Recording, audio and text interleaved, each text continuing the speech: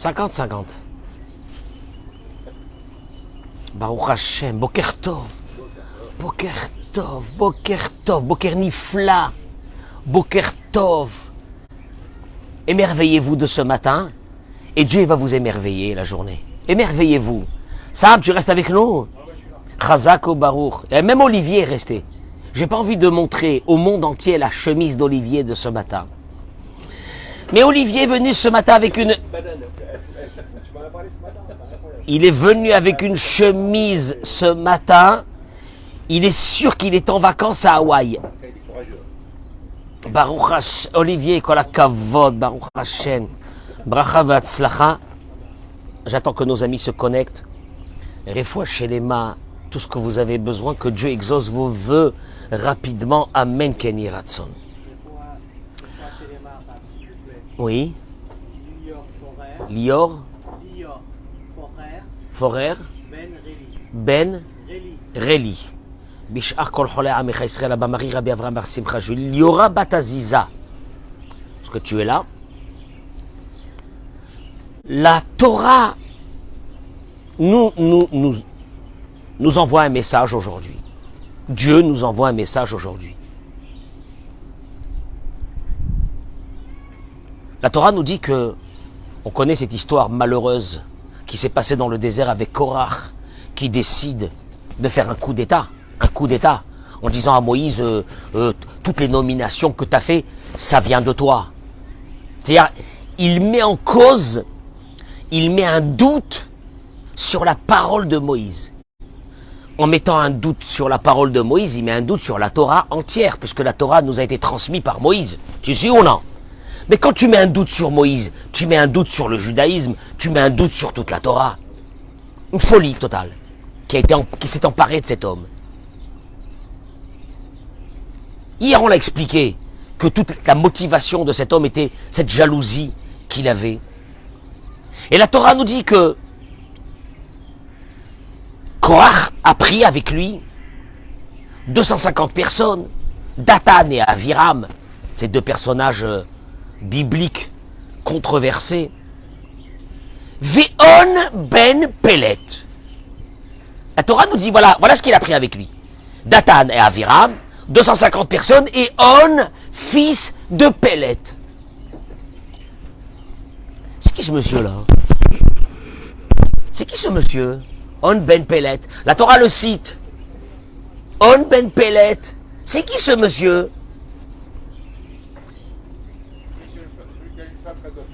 Mais la Torah nous dit, ils vont se préparer pour la grande manifestation. Le seul problème, c'est qu'au moment où ils vont venir se confronter à Moïse et que Dieu va les tuer, la terre va s'ouvrir, elle va les avaler. On ben Pelet n'est pas dans cette manifestation. C'est bizarre, puisque Korach a fait une réunion avec ces 250 personnes qui étaient avec lui, avec Dathan et Aviram et avec On ben Pelet. Mais au moment de la manifestation, On ben Pelet a disparu. Il ne figure pas. Où il est? Vous allez voir l'histoire, elle est terrible. Où il est ce On ben Pelet? Oh allô, il n'y a plus. Il n'y a plus. Il est mort? Il n'est pas mort? Il a disparu avec tout le monde? Ou non? La Gemara dans Masechet Sanhedrin daf Kuftet. Amar Rav On, Amar Rav. Il a dit Rav. On ben Pelet ishto et silato. On ben Pelet, sa femme l'a sauvé. Sa femme. Amrale, maïnafka lachmine ima raba'ant talmida ve'ima raba'ant talmida. Écoutez les mots. Une femme intelligente. On va parler de la femme intelligente aujourd'hui. Elle lui a dit, quand il est rentré à la maison, il était chaud. Demain la manif. On va casser Moïse. On va tout casser. Il est rentré à la maison, il était chaud. Sa femme, elle lui a dit, attends, assieds-toi. Je vais te poser une petite question, tu me réponds. Si c'est Moïse qui gagne, est-ce que toi, tu vas avoir un poste? Il lui a dit non. Si c'est Korach qui gagne, est-ce que toi, tu vas avoir un poste? Non. Amarale, Tov, Deana Matsilanalach. Donc elle lui a dit, en fin de compte, tu vas rester quoi? Toi, tu vas rester rien. Alors, à quoi ça sert que toi, tu vas rentrer dans cette bagarre qui ne te concerne pas puisque tu ne vas rien gagner? Elle lui a dit, je vais te sauver, moi. Je vais te sauver. Je vais te sauver. Regarde la Torah, comment elle parle sur les femmes. Regarde, voilà, voilà. Ashkete Chamra, Ve'arvite Gavai. Elle lui a donné à boire du vin. Il s'est endormi. Utva al baba vesatra le mazekol atachazi hadar adehach. Il te dit, ils sont arrivés. Les manifestants, ils ont cherché On Ben Pellet, ce que lui portait les drapeaux, On Ben Pellet. Voilà que la manifeste prépare. On cherche On Ben Pellet, il n'est pas là. Ils sont partis chez lui à la maison. Sa femme sort de la tente où ils habitaient, avec les cheveux découverts à l'époque. D'avoir les cheveux découverts, c'était un grand problème. On n'avait pas le droit de voir ça. Et même aujourd'hui, d'ailleurs, on n'a pas le droit. Mais à l'époque, ils faisaient attention à ça. Une femme mariée. En voyant cette femme, qu'est-ce qu'ils ont fait? Ils se sont détournés, ils sont partis. Entre-temps, la terre s'est ouverte et elle a avalé tout le monde. Aïnou Dirtiv. La Gemara termine par ces mots. C'est ce qui est écrit dans le livre de Michelet, qui a été écrit par l'homme le plus intelligent du monde. Comment il s'appelle? Shlomo HaMelech. Shlomo HaMelech, il dit Chachmot nashim banta beta ve'ivelet beyadea te'arsenu. La sagesse des femmes édifie, fortifie, construit la maison, et la folie qui s'empare d'une femme, elle renverse sa maison de ses propres mains. Moi, je sais pas. Moi, j'aurais dit, Shlomo, t'es pas un peu féministe? Peut-être que c'est les hommes qui renversent leur maison. Peut-être que c'est pas les femmes qui renversent leur maison. Non. Shlomo HaMelech, il te dit, écoute-moi bien. Une femme intelligente, elle a construit sa maison. Une femme habitée par des folies, par des rêves, par je ne sais quoi, elle détruit la maison. C'est qui? C'est qui la femme qui a détruit la maison? Eh bien, justement, qui a chauffé Korach? Qui a chauffé Korach d'aller se disputer contre Moïse? Qui? Sa femme, elle lui a dit, espèce de loser. Tes cousins, l'un il est devenu le roi Moïse, le deuxième il est devenu le grand prêtre, le troisième il est devenu quoi? Le prince. Et toi, hein? Le premier il est devenu avocat, l'autre il est devenu médecin, l'autre cardiologue, loser, pauvre type. Et pourquoi je me suis marié avec toi? Et ta mère, et ta sœur, et ta ci, ta là, et la guerre. C'est terrible quand il faut dire ça. Parce qu'on a l'impression, on fait le procès des femmes. Shlomo HaMelech, il est venu te dire une chose, écoute-moi bien. Une maison normale, elle est normale s'il y a une femme qui est normale. Une maison qui se détruit, qui part en sucette, à tous les niveaux, c'est une maison où il y a une femme qui n'est pas éduquée, qui n'est pas équilibrée. Ah bon? Ah, pourquoi vous mettez ça sur la femme? Et peut-être c'est les hommes. Et peut-être c'est pas la femme.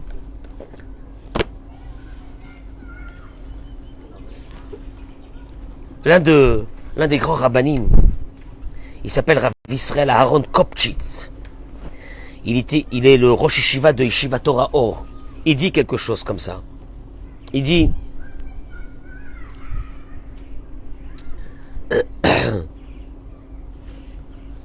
regarde, quand commence, par quoi est alimentée une bagarre? Par quoi elle est alimentée une bagarre? Il y a une bagarre, on s'est disputé. Bon, on s'est disputé. Par quoi une bagarre est alimentée? C'est quoi l'essence que tu mets dans ce feu pour alimenter une bagarre? Il ramène de la part de Rav Israël Salanter. שהיות והייתה זו שעת מחלוקת, וכידוע בזמן המחלוקת, מרוב להט האש שמעבר היצר הרע, אדם ששוכח לגמרי את האמיתויות הפשוטות. Au moment d'une bagarre, au moment d'une dispute, au moment où le Satan arrive dans une dispute, tu oublies les choses les plus simples. Zoïta gadluta. Regarde les mots de Rav Israël Salanter. Pourquoi tu vas te bagarrer? Elle lui dit pas, par exemple, c'est pas bien de se battre. Non, elle lui dit pas ça. Elle lui dit, tu veux te battre? Qu'est-ce que tu vas gagner de cette bagarre? Juste réponds-moi. T'as envie de te battre et d'en découdre avec le monde entier, avec la famille, avec les belles-sœurs, avec les beaux-frères. Viens, on s'assoit une seconde, viens. Qu'est-ce que tu vas gagner de ça? Si t'as un gain, je veux bien. En vérité, elle comprend une chose que beaucoup de personnes n'ont pas compris. Le Yetzer Hara de la bagarre, le Yetzer Hara de la discorde, le Yetzer Hara qui va amener les divorces, il est là. Maintenant, le Yetzer Hara est alimenté par une chose. Par quoi? Aucune réflexion. Alors elle lui dit, regarde, tu veux te battre? Avec plaisir. Bien, on va réfléchir. Quoi? Qu'est-ce que tu vas gagner? Quand il y a une bagarre, est-ce que tu gagnes quelque chose? Quand il y a des bagarres entre les beaux-frères et les belles-sœurs et la belle-mère, il y a quelqu'un qui gagne. Qu'est-ce que tu vas gagner de ça? Hein? Moi, j'ai vu des gens qui sont arrivés très loin dans des bagarres. À la fin de ces bagarres qui ont duré 10 ans, qu'est-ce que tu as gagné? Hein? Ou allô? Ou alors, il va te dire des mots, j'ai sauvé mon honneur, j'ai sauvé mon truc. Ouais, qu'est-ce que tu as sauvé ton honneur? D'abord, même, est-ce que tu as de l'honneur d'abord? Tu t'es sali. Tu as donné une image de toi dégradée, tu as détruit ton couple, tu as détruit ta vie, tu as détruit ta famille. Et tu dis, j'ai sauvé mon honneur. Un mot. Avec le Yetzer Hara, elle a compris un mécanisme. Ah, ça c'est que les femmes intelligentes qui peuvent avoir ce mécanisme. Qu'est-ce que tu vas gagner? Qu'est-ce que tu gagnes d'une bagarre? Tu vas te disputer avec ta belle-mère. Tu vas pas lui parler avec ton beau-père ou avec ta belle-sœur. Tu vas pas lui parler 25 ans. Qu'est-ce que tu gagnes de ça? Tu gagnes rien. C'est juste le Yetzer Hara. De dire, je vais me battre. Comment il m'a parlé? Comment il m'a dit? Comment il m'a fait? Et tu perds ta vie. Et là, je vais arriver à une chose, parce que c'est ça qui est le plus important. Parce que moi, l'histoire de Korah, ça ne m'intéresse pas. Mi'olam, il dit le Rav, Arouche. Mi'olam, jamais. Écoutez-moi bien les mots. Jamais. L'Ora Yador, il y avait une génération, chez Achouza Girushin, Bo, Aya, Gadol, Kolkar, Kebedorenu, que les pourcentages de divorce, jamais depuis le début de l'humanité, jamais depuis le début. Quand tu entends ça, qu'est-ce que tu te dis, toi? Il y a 100 ans, c'était des brels. Non. Jamais dans l'humanité, il y avait un pourcentage de divorce aussi élevé que celui que nous vivons actuellement. Mais tu te poses une question, je te dis la vérité. Comment un couple y tient aujourd'hui? S'il n'y a pas cette sagesse, s'il n'y a pas... Tu sais comment on appelle ça? Comment on appelle ça quand tu sors d'une histoire, tu te mets un peu en arrière et tu... un recul de la vie.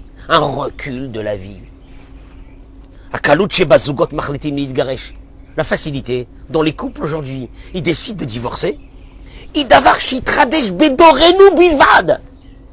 C'est quelque chose qui est sorti dans notre génération. Elle n'existe pas. Traduction des mots aujourd'hui, ma parole. Dis-moi Gérard si c'est vrai ou non. Tu vois un mariage, on est assis à la choupa. Je te dis avec mon doigt sur le khatan et la kala qui sont là-bas, combien d'années tu leur donnes? Il y a 50 ans, on t'aurait dit comment tu parles?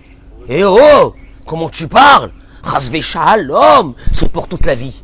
Aujourd'hui, personne n'est choqué si tu demandes cette question. Combien de temps tu leur donnes? Quoi, c'est ça la vie qu'on est arrivé aujourd'hui? Une vie de chien? On se marie, le mariage, on va le voir, qu'est-ce que c'est? D'avoir des enfants équilibrés, qu'est-ce que c'est? Et tu dis, combien de temps tu leur donnes? On est arrivé à ça. À combien de temps tu leur donnes? Je parle pas de ce que tu vas dépenser pour ce mariage. Mais on dirait que maintenant, le mariage, en fait c'est ça les mots du Rav. Le mariage, c'est devenu un coup de poker. Tu sais pas. Tu sais pas le temps que ça va. Nora Veayom de dire des mots pareils. Tu sais pas combien de temps... Mais c'est fou. C'est une loterie. Bon ben, parce qu'on doit faire comme tout le monde, on doit marier nos enfants, on les marie. Non, Chasvé Shalom. Et pourquoi vous parlez comme ça? Mais vous êtes fous. Mais vous êtes fous, vous vous rendez pas compte de ce qui se passe? Ou bien, non, il y a encore des gens qui se rendent pas compte de ce qui se passe. Il dit qu'il est maassé. Kvarla Madnou. Chez Kol Hatzlachat Adam. Il dit le Rav, c'est dommage, parce qu'on nous a appris dans la Torah, depuis la nuit des temps, que toute notre réussite, dans tous les domaines, Parnassa, santé, les enfants, etc., Tlouya Bishlom Abaït, ça dépendait de personnes qui comprenaient qu'est-ce que c'était la paix dans une maison. Maintenant, tu veux que je te dise une chose? Des fois, tu vois un mari, il se bat pour la paix. Il y a une femme qui comprend pas ce que c'est la paix. Ou des fois, il y a une femme qui comprend ce que c'est la paix, et il y a un mari qui comprend pas ce que c'est la paix. Et j'ai envie de me dire, dommage que le monde a été fait avec des couples. Que l'un des deux veut la paix, et le deuxième veut construire, veut solidifier, et que de l'autre côté, il y a un deuxième, ou il y a une deuxième qui n'est pas dans ce couple. Elle n'est pas là. Et elle n'est pas là. Elle n'est pas méchante, mais elle n'est pas là. Il n'est pas là. Il dit alors que toute la réussite de votre vie, de la parnassa, de la santé, dépendait d'une seule chose. Ah bon? Ah ouais, c'est ça la religion. Ah ben c'est ça la religion. La maison. La religion, le judaïsme, la maison. Rien d'autre. Qui baït chez Shboshlam baït. Car une maison où il y a la paix. Écoutez-moi bien. Ayeladim yotzim utzlachim. Déjà la première chose. Une maison où il y a la paix, les enfants qui sortiront de cette maison, parce que, en vérité, pourquoi tu te maries? Pour avoir des enfants. Oui? Et si je continue ma phrase, et si tes enfants sont des malades mentaux, ça vaut la peine de les mettre au monde? Non. Non, parce que, je t'explique pourquoi. Parce que si tes enfants sont des malades mentaux, ils vont détruire l'humanité. On aura des fous qui circulent dans le monde. Non. Non, non, non, non, non. Ah, on a mis des enfants au monde. Mais non, mais pas! Mais non, mais pas! Tu nous as tué la vie. Traduction des mots. Eric, toi t'as envie que ton fils un jour il rencontre une fille quoi? Mais normal! Pas une folle! Non, mais où non? Ta fille, tu veux que ta fille, Ezrat Hashem, elle va se marier, elle rencontre quoi? Un garçon quoi? Normal! Normal, pas un fou. Tu me suis ou non? Mais il te dit une chose. Qui baït chez Eshbosh Lambaït. Ah bon? Et monsieur le rabbin, comment est-ce qu'on fait pour avoir des enfants normaux? Il dit car une maison où il y a une harmonie, une paix, une politesse, un amour, un don de soi entre les parents, une gentillesse, une politesse, que les enfants ils ressentent tout ça, parce que ne pensez pas que les enfants ne ressentent pas. Ils ressentent avant vous le malaise de votre maison. Il a dit car une maison normale, les enfants sortent réussis, ils les appellent réussis. Réussi ne veut pas dire parce qu'il est devenu dentiste qu'il est réussi. Il peut être dentiste, est un grand malade mental qui va tuer une femme et des enfants. Donc ça ne veut rien dire dentiste. Mutzlachim, il appelle ça le Rav. Des enfants bien, gentils, équilibrés, avec un bon regard, avec de l'amour, avec de la avec, tu sais quoi, quand ils regardent l'autre, ils le regardent bien. Ils savent que l'autre n'est pas comme eux, qu'il faut l'aider. Parce qu'ils ont vu papa comment il aide maman, comment maman elle aide papa, comment un il se donne à l'autre. Alors il a envie de faire ça dans sa vie. Arkshen Shlombaït.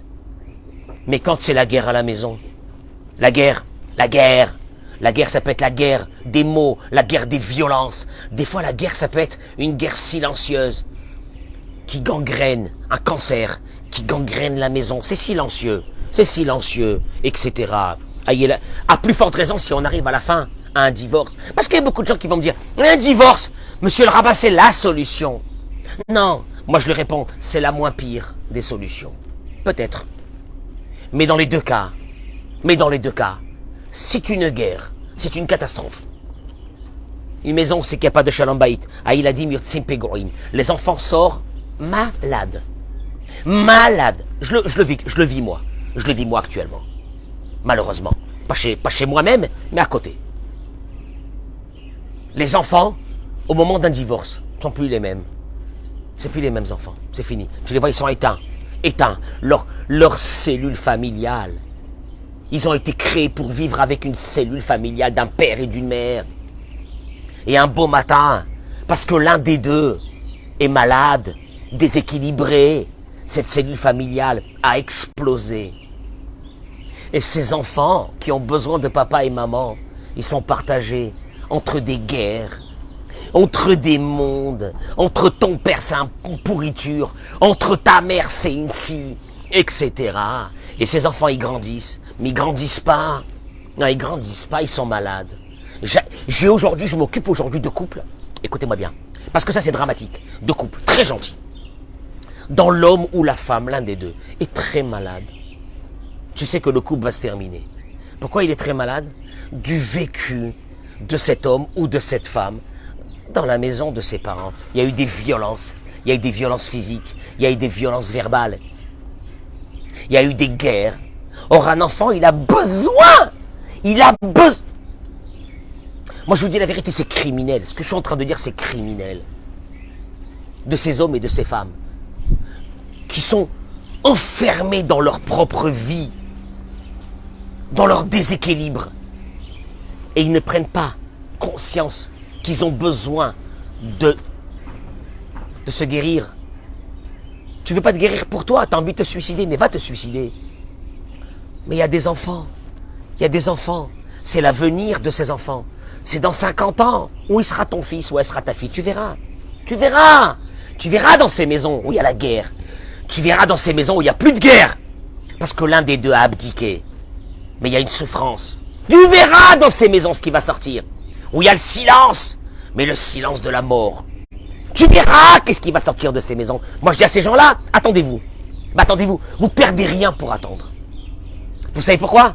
Parce que vous n'avez pas pris conscience que pour faire grandir des enfants, il y avait certains ingrédients qui sont là et qu'on a besoin de ça et que sans ça, l'enfant va sortir, il est fou.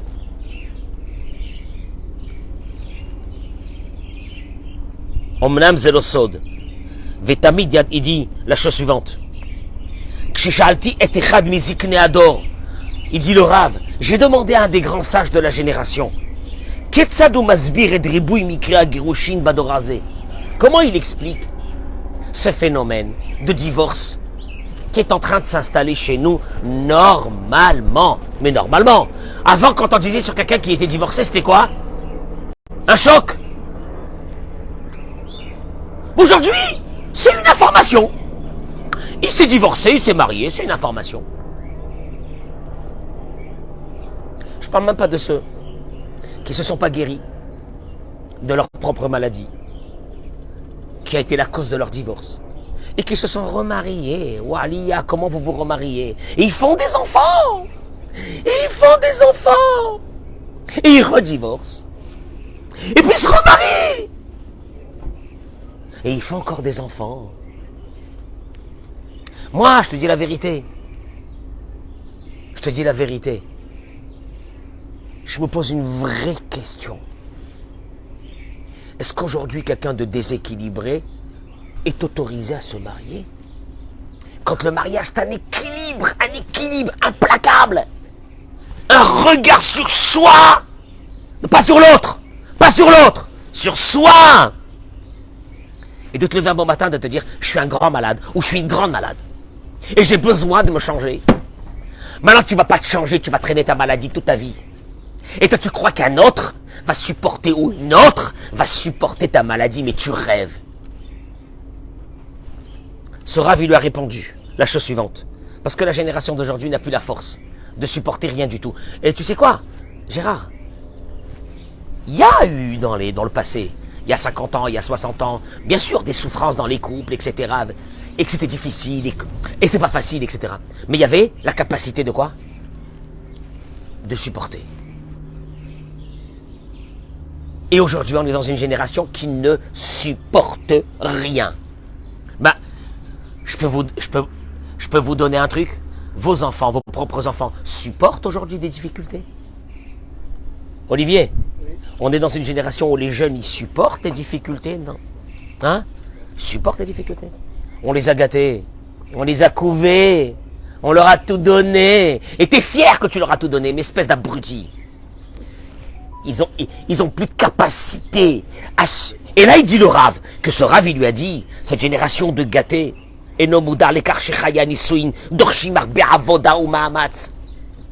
le mariage, le mariage, c'est rien d'autre que avoda du travail, ou ma'amatz et de l'effort. Velachen, et pour cela, après chaque crise, on court à la rabbanout pour divorcer. Ve'amar, et ce Rav, il lui a dit, au Rav Arouche, Gamlano ayar bekshaim. Qu'est-ce que tu crois que nous, il y a 70 ans, 80 ans, on n'avait pas des difficultés dans nos couples? Mérivotes, des disputes, Iavanot, Vechadome, des choses qu'on ne correspondait pas. Il ne correspond pas, il ne connaît pas mes affinités, il ne connaît pas mes tendances, mes envies. Il y a eu ça aussi. Aval me'olam, lo ala al da'tenu lidgaresh beshel kach. Partagez-moi ce cours, je vous en supplie. Jamais c'est monté dans notre bouche, on divorce. On divorce!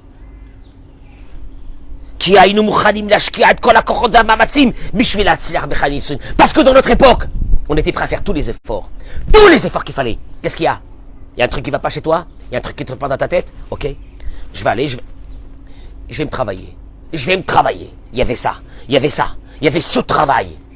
Il y avait cette connaissance qu'un mariage, c'est un travail. Tu te maries pas parce que faut se marier. Tu te maries pas parce que c'est le moment de se marier. Tu te maries pas parce que les copains et les copines se sont mariés. Tu te maries pas parce que la société demande que tu te maries. Tu t'es marié parce que tu vas t'engager face à un homme qui n'a rien à voir avec toi, face à une femme, une fille qui n'a rien à voir avec toi, et tu vas travailler. Et nous, il dit ce Rav, nous on le savait ça. On était conscients de ça. Et on a travaillé. Et c'est pour ça que nos couples ont tenu à la fin. Ah bon? Oui. S'il y avait un travail dans un couple des deux, je te jure que le couple y tient. Le problème des divorces, c'est quand l'un des deux veut travailler, ou les deux ne veulent pas travailler, mais quand l'un des deux veut travailler et que le deuxième ne veut pas travailler, il ne veut pas changer, ne veut pas même pas prendre en compte qu'il a un problème, eh ben celui qui est à côté ne peut plus vivre avec lui. Traduction des mots, à un moment donné, il y a l'un des deux ou les deux qui ont décidé que le mariage, c'était pas un travail.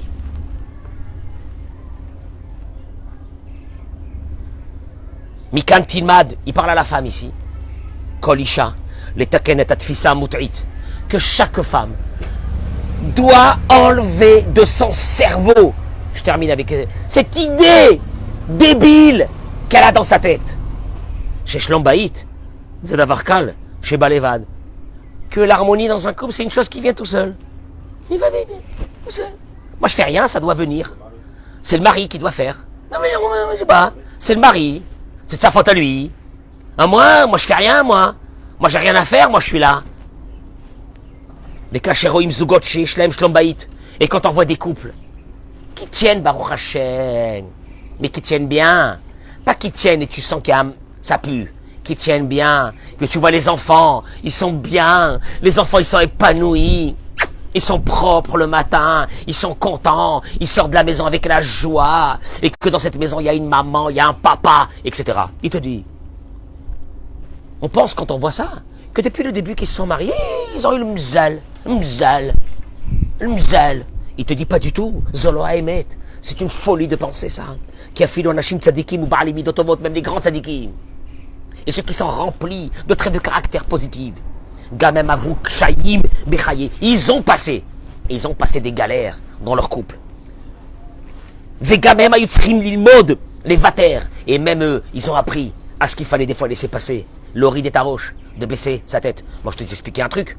Si le couple baissait la tête, mais on aurait fermé les bedines de la rabbanout. Le seul problème, c'est que chacun attend que l'autre baisse la tête.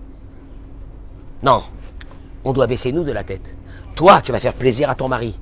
Tu vas devenir une vraie épouse. Une vraie épouse comme une vraie épouse qui est marquée dans l'humanité. Même pas dans la Torah. Une vraie épouse. Ouais, une vraie épouse. Oui, une vraie épouse. Est-ce que tu es une vraie épouse? Est-ce que tu es une vraie épouse? Et lui, il doit être un vrai mari dans tous les domaines. Et baisser sa tête. Oui, c'est ça.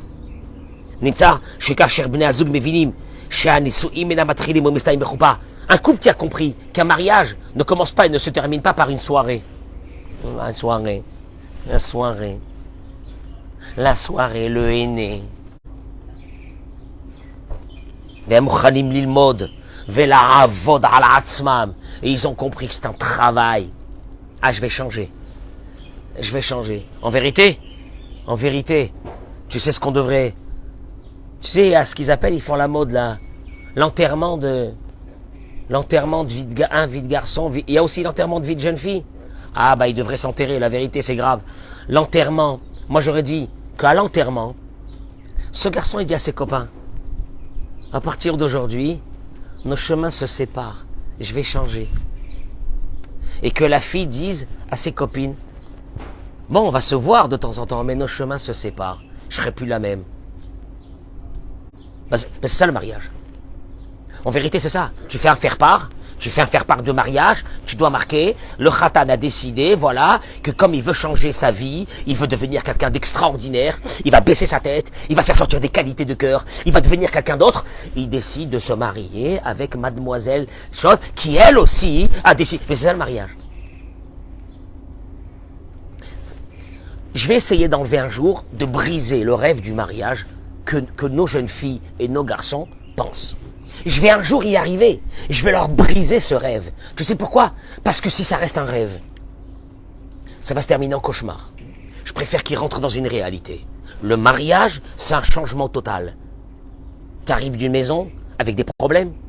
Tu as subi des choses dans ta vie. Il y a des choses qui ne vont pas dans ta tête. Quand tu étais célibataire, tout allait bien.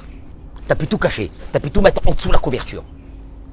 Au moment du mariage, confronté à une personne en face, toutes tes maladies qui sont en toi vont se découvrir. Mais à une puissance que tu ne peux pas t'imaginer. Alors maintenant, tu décides deux choses. L'une, c'est que tu gardes ces maladies pour toi. Et tu dis, je les garde. C'est de père en fils. Alors là, tu sais quoi? Vite divorce. Avant de faire des enfants, vite divorce. Ou bien, je te conseille, encore un conseil d'ami, ne te marie pas.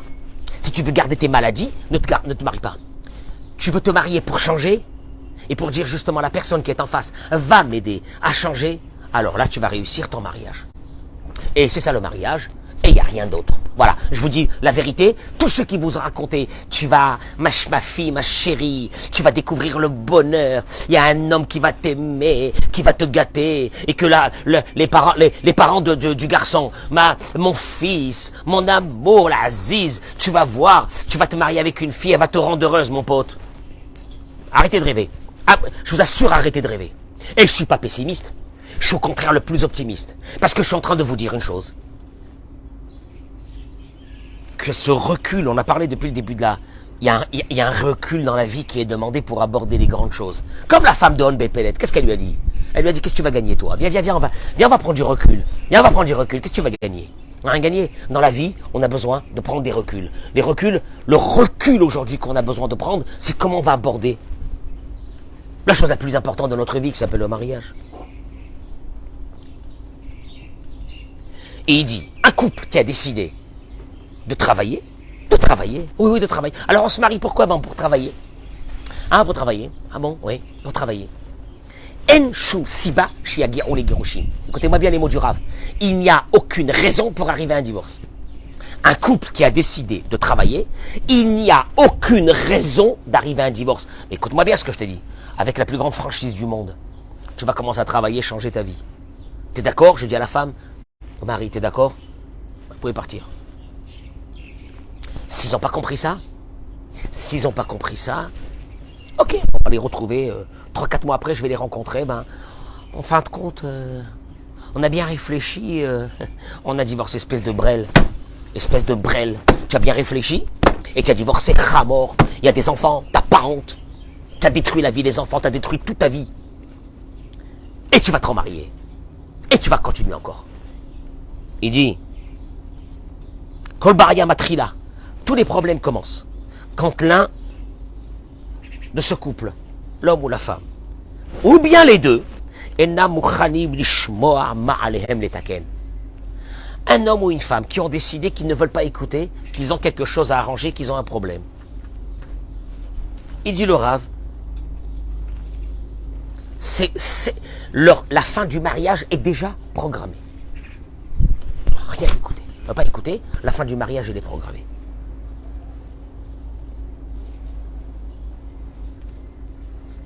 Il parle de la femme, puisqu'on a dit que l'intelligence de la femme, elle a construit sa maison.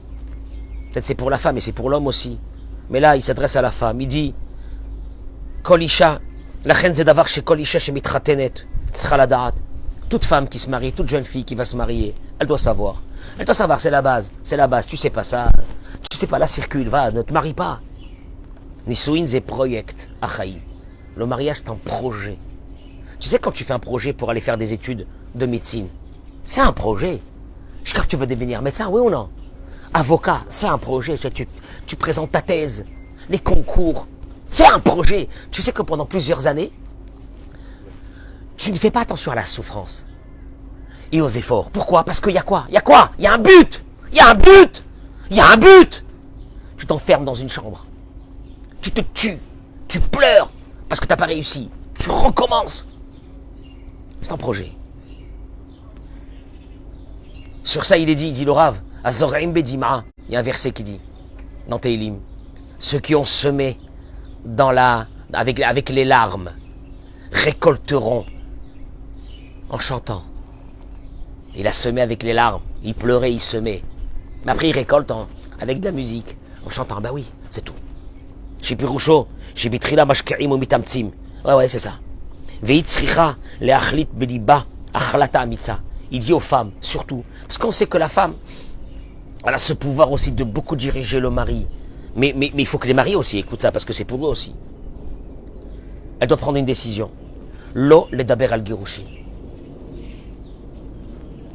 Tu sais quand est-ce que tu parles? On va divorcer?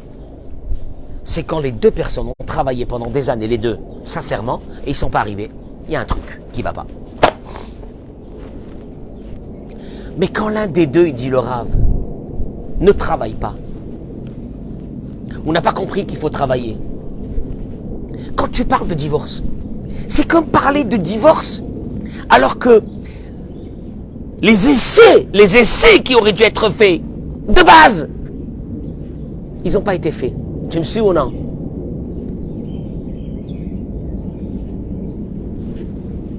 Tu descends le matin, tu allumes ta voiture, elle ne marche pas.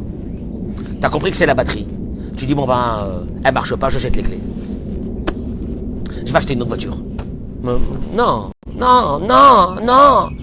tu vas pas l'acheter une autre voiture, change la batterie. Non. Je change, je jette. C'est la folie, c'est la même chose. C'est-à-dire, il y a un mode d'emploi, il existe, qui s'appelle le travail, la prise de conscience de ces deux personnes, de construire cette maison, comme il dit Shlomo HaMelech. Une femme intelligente, elle a construit sa maison, mais moi je dirais que la femme, elle ne peut pas faire tout seul aussi. Il faut qu'elle soit accompagnée avec ce mari. Parce que si On Ben Pellet ne l'avait pas écouté, il aurait dit à sa femme, non, qu'est-ce qui s'est passé? Il serait parti avec Korach, et on aurait dit que la terre s'est ouverte, elle a avalé aussi. Ben non, il est resté vivant. Tu sais pourquoi? Il a écouté sa femme. Elle lui a dit, bois un bon coup, il va dormir. C'est énorme. 1 heure après, la terre s'est ouverte, elle a avalé tout le monde. Et lui, il était sauvé dans la maison. Regardez les Midrash, qu'est-ce qu'il dit sur ça? C'était terrible. Même la terre, elle a voulu s'ouvrir dans sa tente, tellement qu'il y avait la colère de Dieu. Elle a sauvé, prise de conscience. Il a accepté. Quand une femme, elle dit à son mari, il faut qu'on se... Il y a un truc qui ne va pas. Chez toi, il y a un truc peut-être qui ne va pas chez moi aussi, certainement. Il faut qu'on travaille, il faut qu'on change, il faut qu'on va voir, etc. Tu sauves ta vie, tu sauves la vie de ta famille. Mais quand il n'y a pas cette prise de conscience, si tu veux aujourd'hui, le cours d'aujourd'hui, il est une chose. Un couple, il est fait de deux. Quand l'un ressent un malaise et le dit, le deuxième en face doit écouter. Comme On Ben Pellet, il a écouté. Il y a eu l'intelligence féminine, l'intuition féminine, et il y a eu l'écoute. Mais le problème des couples aujourd'hui, il n'est pas que ils ne sont pas faits l'un pour l'autre, c'est des mots qui ne veulent rien dire. Quand ils se sont mariés, ils s'adoraient. Vous ne pouvez pas vivre l'un sans l'autre un jour, un instant. Vous pouvez rester des heures, une nuit entière en discutant. Tu me suis ou non? Arrête tes mythos. Rahma, une chose. Le naturel a repris le dessus. Le naturel, chacun il arrive avec ses démons. Et il veut les garder. Si toi tu décides que tes démons, tu vas les enlever. Elle décide que ses démons, elle va les enlever. Il n'y a aucune, je dis bien, il n'y a aucune raison, à part des cas. Je ne sais pas de quoi. Il n'y a aucune raison pour qu'un couple divorce. Tu sais quand est-ce qu'un couple divorce? C'est quand il y a un qui souffre et l'autre qui n'est pas au courant de quoi il souffre. Et pas au courant. Tu lui dis, tu sais que tu as des trucs à changer, il y a des trucs qui vont pas. Elle souffre avec toi. Ou bien vice-versa. Un homme, il souffre. Tu vas voir la femme, tu vas lui dire, il souffre. Il souffre, il est comme un chien. Il souffre. Elle te dira, je vois pas de quoi tu parles. D'ailleurs, moi je vous dis une chose.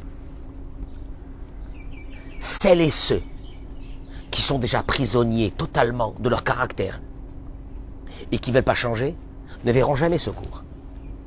Ça ne les intéressera pas. Mais j'ai toujours l'habitude de dire une chose. La réalité de votre vie va un jour vous arriver comme un Boeing 747 sur vos têtes. Vous savez quand? Avec vos enfants, quand ils vous amèneront les beaux-fils et les belles-filles. Si vous êtes encore ensemble, je sais pas. Parce que l'un des deux est mort. Enfin, l'un des deux, il vit plus, il est là, mais c'est une loque humaine. Ça peut être la femme, ça peut être l'homme. Mais vous verrez avec les enfants. Les enfants vont vous amener une vraie confrontation. C'est qu'ils vont vous amener des étrangers et des étrangères dans la maison. Mais comme toi, ça fait déjà 20 ans, 25 ans que tu n'as pas changé et que tu as décidé que je dois rien à changer et que je serai comme ça. Sauf une chose, c'est que l'étranger ou l'étrangère qui vont rentrer dans ta maison, eux ne te supporteront pas. Et donc, la suite sera très simple. C'est où tu seras la cause du divorce de ton fils ou de ta fille, parce qu'avec tellement de guerre avec toi, que la guerre sera rentrée dans leur couple, ce qui arrive tous les jours. Ou, deuxième chose, c'est que tes enfants couperont contact avec toi ad vitam aeternam. Et ils auront raison. Et c'est ce qu'on assiste à ça aujourd'hui. Je vais dire quelque chose, je vais terminer avec quelque chose qui n'est pas agréable. Et malheureusement, c'est la réalité. Quand je vois des enfants qui me disent on a coupé contact avec nos parents, et que moi, par hasard, je connais les parents, je sais que les parents entre eux, c'est horrible ce qui se passe chez eux. Sauf que tant que le petit il a grandi ou la petite elle a grandi, c'était pas visible. Au moment où des étrangers arrivent, c'est là que votre propre réalité sortira. C'est le malheur une vie entière. C'est le malheur une vie entière. Parce que on n'a pas décidé d'avoir ce recul et de dire, non, bah, bébé, elle dit qu'elle souffre de vivre avec moi. Pourquoi? Pourtant, moi, je suis sûr que je suis quelqu'un de bien. Viens, on va voir. Viens, on va les voir. Viens, on va les voir. On va aller voir un thérapeute spécial. Un thérapeute spécialisé. Pas un rabbin. Pas un marabout. Pas on a entendu qu'il y a quelqu'un qui ouvre des livres et qui nous dit des choses. Non! Un vrai thérapeute. Et de voir qu'est-ce qui ne va pas. Et de décider qu'il faut arranger. Et oui, on va arranger. D'avoir ce dialogue entre l'homme et la femme. Dis-moi, qu'est-ce qui te fait le plus? 1, 2, 3 points, pas plus. Qui te fait souffrir. Moi, je vais travailler. Et moi, je vais te dire aussi 2, 3 points qui me font souffrir chez toi. Tu vas travailler. Tu es d'accord? On est d'accord? Mais en principe, on remet de l'essence dans le moteur de ce mariage. Le seul problème, c'est quand l'un des deux ne veut jamais entendre qu'il doit arranger quelque chose. Jamais, jamais. Ça a été la cause de tous les divorces. Mais moi, je dis aujourd'hui aux femmes, on sait que la femme, sa force à elle dans la maison est très grande, on le sait. Pas rigoler. Je ne lui dis pas ça de façon péjorative. Elle a une grande force. D'amener le mari à cette prise de conscience quand il y a quelque chose qui ne va pas. Va pas chez elle, va pas chez lui. Ne pas chercher ce qui ne va pas chez lui. Chercher ce qui ne va pas chez elle. Ah, parce que tu crois que chez toi, tout va bien. Et d'arranger tout ça. C'est ce qu'on appelle construire une maison. Chachmot Nashim Banta Beta, c'est ce qu'il dit Shlomo Amelech. Une femme intelligente, elle a construit sa maison. Partagez-moi tous ceux. Partagez-moi ce cours. Partagez-moi ce cours. Ben, ce que je viens de dire maintenant, c'est une synthèse. C'est une synthèse en profondeur du problème du couple aujourd'hui. Et réécoutez-la plusieurs fois. Bracha v'atzlacha, amen. Ki dirat santo daraba. Messieurs, chazak ou baruch.